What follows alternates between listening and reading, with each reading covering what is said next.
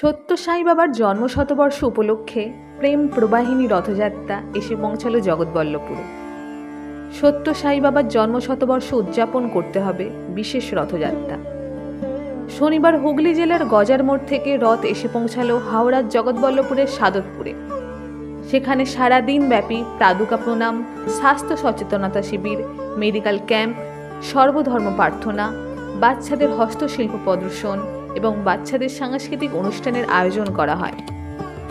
রবিবার সকালে এই রথ জগৎবল্লভপুর থেকে যাত্রা করে পৌঁছায় হাওড়ার ডুমুরজলা স্টেডিয়ামে।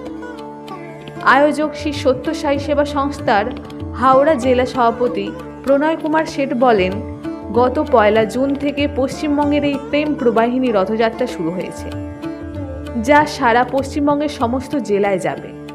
আগামী 23শে নভেম্বর বাবার জন্মশতবর্ষ পালিত হবে। তার আগে সারা দেশেই এই রথ পৌঁছাবে। সারা দেশে মোট 5টি রথ এই পরিক্রমা করবে। প্রণয় শেঠ, হাওড়া সত্য সাই সেবা অর্গানাইজেশনের সভাপতি বলছি। আমরা সত্যি আজ বড় আনন্দে রয়েছি, কারণ ভগবান সত্য সাই বাবার জন্ম শতবর্ষকে কেন্দ্র করে এই প্রেম প্রবাহিনী যাত্রা সারা ভারতবর্ষ জুড়ে চলছে। আর পুট্টাপট্টি আমাদের যে আশ্রম, সেই পুট্টাপট্টি থেকে এই যাত্রা শুরু হয়েছিল। আমরা পশ্চিমবঙ্গে 1 জুন ভগবানকে আমরা আহ্বান জানিয়েছি এবং এক জেলা থেকে আর এক জেলায়, এক প্রান্ত থেকে আর এক প্রান্তে এই প্রেম প্রবাহিনী যাত্রা চলছে এবং সেই যাত্রায় আমরা এই মুহূর্তে হাওড়া সাঁই পরিবার আমরা সামিল হয়েছি।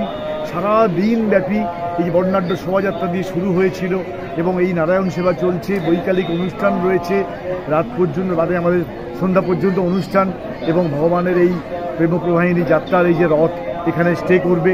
আগামীকাল আবার আমরা এখান থেকে যাত্রা করে অন্য এক জেলা সাউথ 24 পরগনা হাতে আমরা ভগবানকে নিবেদন করব, অর্পণ করব, এই প্রেম প্রবাহিনী যাত্রাকে অর্পণ করব। তার সেই নিয়ে এই জন্ম শতবর্ষের এই প্রেম প্রবাহিনী যাত্রায় কি বলি, আমরা আপ্লুত হয়ে রয়েছি, একেবারেই আনন্দে আত্মহারা হয়ে রয়েছি যে তিনি এসেছেন আমাদের কাছে।